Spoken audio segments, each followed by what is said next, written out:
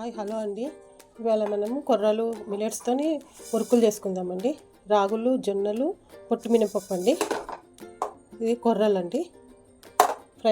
Dry roast చేసుకోవాలి. శనగపిండి కొంచెం అండి, బియ్యం పిండి వేసుకుంటే వేసుకోండి. కొంచెం గ్యాస్ ఆన్ చేసి ఇవి డ్రై రోస్ట్ చేసుకోవాలండి.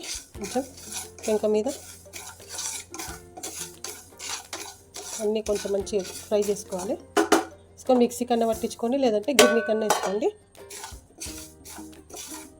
శనగపప్పు అయితే శనగపప్పు వేసుకోండి. నేను శనగపిండి వాడుతున్నా.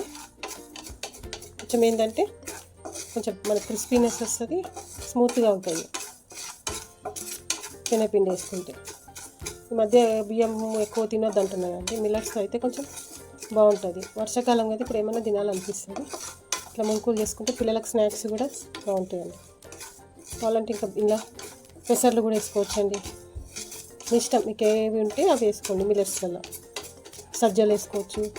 నేను కొన్ని గోధుమలు, పొట్టు మినపప్పు, రాగులు, కొర్రలు, శనగపిండి వేసుకున్నాను. మిక్సీ పట్టుకుందామండి. ఇప్పుడు చల్లగా చేసి మిక్సీ పట్టుకుందాం. ఇప్పుడు ఇట్లా మిక్సీ పట్టుకున్నామండి. పిండి స్మూత్గా వేసుకుంటే ఒక 2 స్పూన్ల బియ్యం పిండి వేసుకోండి, ఎక్కువ కాదు. నేను కొద్దిగా వేస్తున్నా.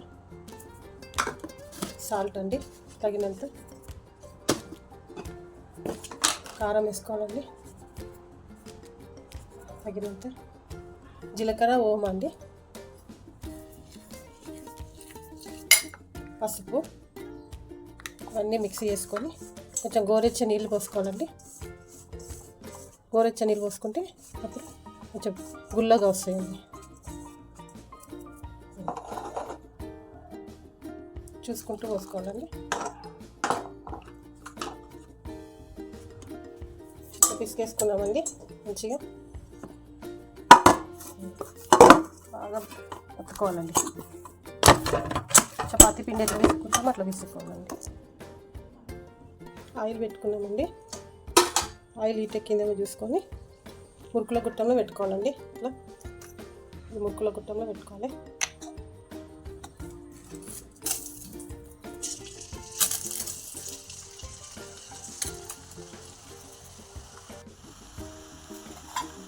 మురుకులు వేసుకోవాలండి. డిప్ చేసుకోవాలి ఆయిల్లో.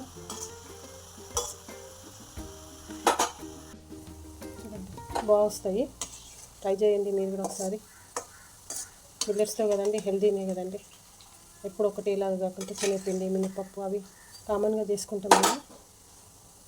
ఇవన్నీ అండి తీసేసుకుంటారు.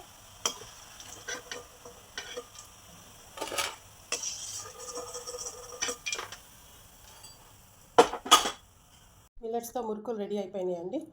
ట్రై చేయండి మీరు కూడా. షేర్ చేయండి, లైక్ చేయండి, సబ్స్క్రైబ్ చేసుకోండి.